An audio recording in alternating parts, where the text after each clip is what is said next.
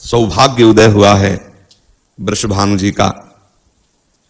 स्वर्ण के दिव्य पर्यंक पर कीर्ति महारानी विराजमान है। वृषभानु जी नित्य नियम से यमुना जी की आराधना करते थे जाकर के, जिससे उन्हें एक सुंदर लाली की प्राप्ति हो। लाला की तो प्राप्ति हो चुकी है। श्री जी के एक भाई थे, क्या नाम था? श्रीराम। लाली की प्राप्ति के लिए आराधना कर रहे थे।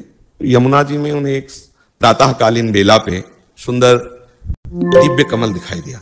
इतना आकर्षण था कि वो कुछ विचार ही नहीं कर पाए। जे भी गए तो इतना तेज उस कमल में था कि वो देख नहीं पाए क्या है, पर इतनी आसक्ति हुई कि उस कमल को ऐसे गोद में ले लिया और जैसे कोई आवेश छा गया हो। सब नित्य कर्म भूल गए, क्योंकि जब प्रेम का प्रादुर्भाव होता है तो नियम अंतर ध्यान हो जाता है, और प्रेम की मूर्तिमान लाडली है तो सब नियम अंतर ध्यान भूल गए। अतिशय उमंग में वृषभानुपुर की तरफ, रावल कहते हैं महल को, राजा जिस महल में निवास करता है उसका नाम रावल होता है। रावल की तरफ कदम अपने आप चल रहे हैं, प्रेम विवश है।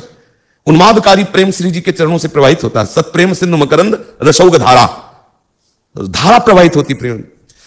लाडली जी के विषय में कुछ बोलते बनता ही नहीं, किसी को नहीं बनता, बस सब चुप हो जाते। कौन रस बाड़े जा बोली वो धारी, ये कोई कथा भागवत नहीं है, ये लाडली जी है, लाडली जी बस थरथरा जाते हैं सब। लाडली जी है।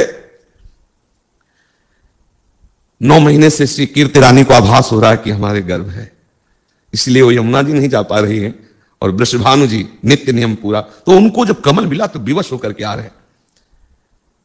उसी समय श्री कीर्ति रानी को कुछ आनंदमयी पीड़ा महसूस होती है। साधारण प्रसव की तरह वेदना नहीं, एक आह्लादमयी आनंदमयी पीड़ा। वृषभानु जी गए और कीर्ति रानी से कहा, आज दिव्य कमल मिला हुआ है। इतना तेज, इतना आनंद कि कमल गोद में रखते हुए वो भी बेसुध हो गई। और जब सबको सुधाई तो कमल नहीं लाडली जुआ। ब्रह्म मुहूर्त का समय है। पुराणों में तो मध्याह्न का समय बताया गया है, हमारे ब्रज के रसिकों ने प्रातःकालीन बेला, क्योंकि कहते हैं अत्यंत सुकुमार राधा तत्व तो दोपहर की धूप में नहीं होगा क्योंकि भगवान तो अवतरित हो सकते हैं, लेकिन हमारी अत्यंत सुकुमारी लाडली प्रातःकालीन बेला पे, अति शीतल अति मंगलमयी शांत बेला पर, शुक्ल पक्ष, अंधेरे में ठाकुर जी प्रकट होते हैं। हमारी लाडली जो गोरी किशोरी जो शुक्ल पक्ष, तिथि यही अष्टमी और चंद्रवासा सोमवार। पर्यंक में विराजमान श्री कीर्तिदा रानी को पूर्ण यह अनुभव हुआ कि हमारे गर्भ से ही इस दिव्य बालिका का प्रादुर्भाव हुआ। बहुत सी सुंदर सुंदर वृद्धा गोपिकाएं पीड़ा की सूचना सुनकर, आनंदमय पीड़ा की सूचना सुनकर आ गई थी, लेकिन उनको कुछ भी सेवा नहीं मिली, क्योंकि लाडली जू का प्रादुर्भाव उस कमल में पहले ही हो चुका था। निकुंजेश्वरी कमल में आके विराजमान हुई और फिर कीर्तिता की गोद में आ गई। सब आश्चर्यचकित है, इतनी ज्योति, सबके नेत्र चकाचौंध है। जब लाडली जी प्रकट हुई, किसी की सामर्थ्य नहीं हो रही कि हमारी लाडली जी को देख पाओ, इतना तेज है। ऐसा अनुमान करो मानो करोड़ों चंद्रमा एक साथ उदय हो गए हों वृषभानु भवन में।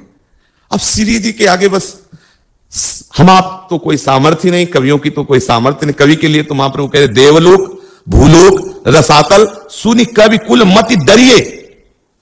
जैसे अभी हो रहा है, कुछ बोलने के समय सामर्थ्य नहीं रहती किसी की लाडली जी के विषय में। अगर वो फर्राटे से बोल रहा है तो अभी संबंध नहीं हुआ श्री जी के चरणों में, और अगर संबंध है तो फर्राटे से नहीं बोल सकता है, तो पक्की बात लड़खड़ा के गिर जाएगा, कुछ बोलना होगा नहीं, वो फिर वो सामर्थ्य देती है बोलने की। ऐसा लावण्य, ऐसी सुंदरता पूरे महल में छा गई।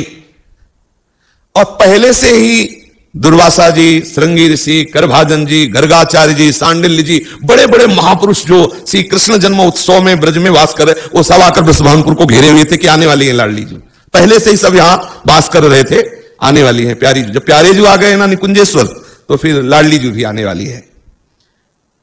जे ही भेरी बजी, मृदंग ध्वनि सुनाई दी, नगाड़े की चोप में जय जयकार होने लगा। द्वारपालों तक सूचना पहुंची, लाडली जी का प्रादुर्भाव हुआ। वृषभानु जी की लाडली प्रकट हुई है। संपूर्ण नगर में बिजली की तरह खबर फैल गई। श्री वृषभानु जी के महल में करभाजन, श्रृंगी ऋषि, गर्गाचार्य जी, दुर्वासा जी, कुशा में सब जल लिए, मंगल जल छिड़कते हुए, स्वस्ति वाचन करते हुए बड़े बड़े जो है दिव्य तेजस्वी महापुरुष पधारे। वृषभानु जी तो आनंद निमग्न है कि अहो भाग्य, कैसे कैसे महान ऋषि पधारे हुए हैं। श्री किशोरी जी के दर्शन के निमित्त सब आए हुए, दूर से लाडली जी के तेज को निहार रहे हैं, लाडली जी की वंदना कर रहे हैं। पूर्ण रूप से दर्शन नहीं हो पाए, दूर से तेज देखा, क्योंकि पर्यंक पर लिए हुए कीर्तिदा रानी है। बस वो श्री किशोरी जी के नाम की महिमा का वर्णन करते हैं कि अगर कोई राधा नाम उच्चारण कर ले तो अखिल लोक चूड़ामणि लाल जी को खरीद ले, इतना धनी हो जाता है। राधा रूप की तो स्तुति ही नहीं कर पाए, राधा नाम की महिमा करके प्रणाम किया और वृषभानु जी से कहा कि आपके भाग्य का क्या वर्णन करें। इतने में महाराज वीणा की झनकार सुनाई दी। श्री देवर्षि नारद जी, जिस दिन से लालजू का प्रादुर्भाव हुआ उस दिन से नारद जी इस खोज में थे कि प्यारी जू कहां है। अगर प्यारी जू को पधारना है तो पहले से भूमिका तैयार हुई होगी ब्रज में, कहां पधार रहे, बार बार ध्यान के द्वारा देख रहे हैं, लेकिन इनके ध्यान से परे श्री लाडली जो है। तो जब सुना कि वृषभानु के यहां लाडली जू का प्रादुर्भाव हुआ, सुनते ही अपार आनंद और खिंचे हुए वृषभानु भवन की तरफ गए।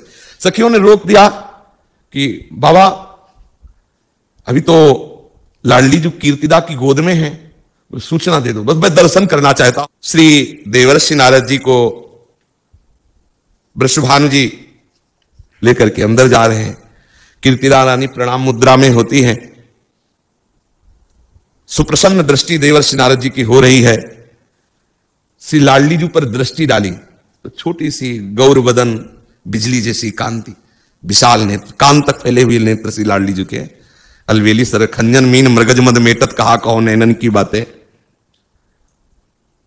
श्री लाडली जो ऐसे दिखाई दे रही मानो दिव्य तेजों में स्वर्ण से प्रतिमा रची गई हो, शांत, आंख मूंदे हुए, न हिलना न डुलना, बस ऐसे। अभूतपूर्व आनंद का अनुभव हो रहा है देवर्षि नारद के हृदय में। 2 घड़ी तक तो उनको शुद्ध ही नहीं रही, कुछ 48 मिनट तक तो ऐसे ही, बस जैसे मानो शिलाखंड हो। 2 घड़ी के बाद कुछ ज्ञान हुआ, सोचने लगे कि ये तो प्यारी जो नित्य किशोरी है, बाल रूप का सौंदर्य तो हम सह नहीं पा रहे हैं। 48 मिनट के बाद होसारा देवर्षि नारद जी को। ब्रह्मलोक, रुद्रलोक, इंद्रलोक, सब लोकों में गया, लेकिन कहीं ऐसी देवी के दर्शन नहीं हुए जैसी मुझे कोई बेहोश कर दे, ऐसा मैंने दर्शन आज तक नहीं किया। अपार प्रीति उमड़ रही है गोविंद के चरणारविंद में इस बालिका के दर्शन से।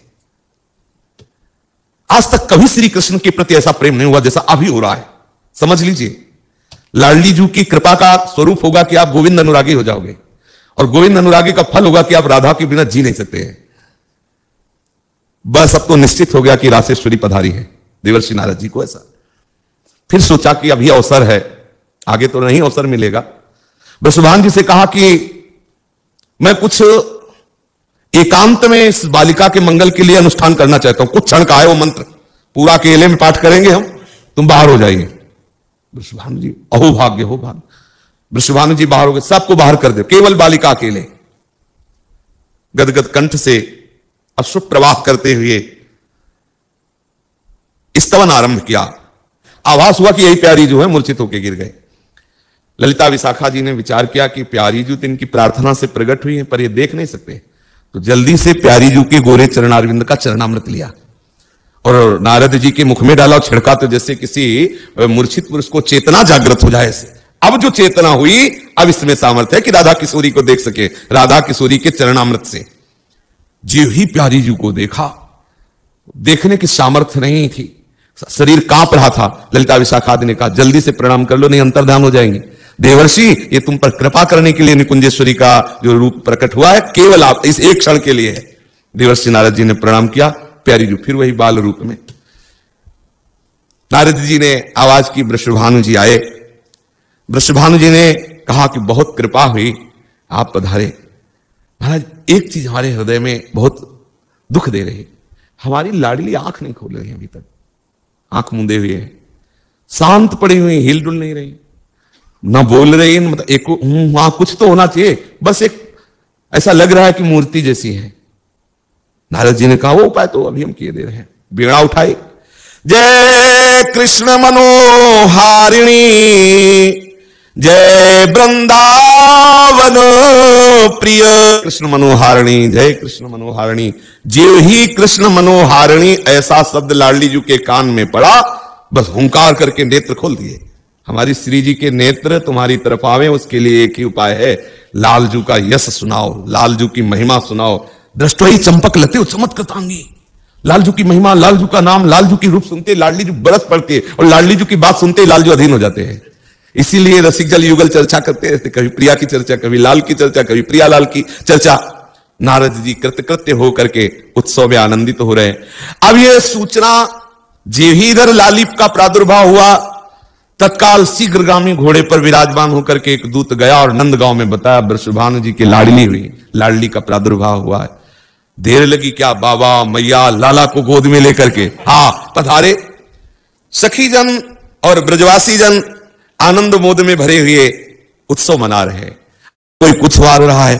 बाबा मैया ने सोचा वृषभानु जी के यहां कोई कमी तो है नहीं, बाबा से कई गुना संपत्ति वृषभानु जी के यहां है, हम लाडली जी के ऊपर वारे तो क्या वारे, बाबा है, ये भी नंदपुर के राजा है, अगर वो वृषभानुपुर के राजा है तो नंदपुर के राजा है, क्या वारे।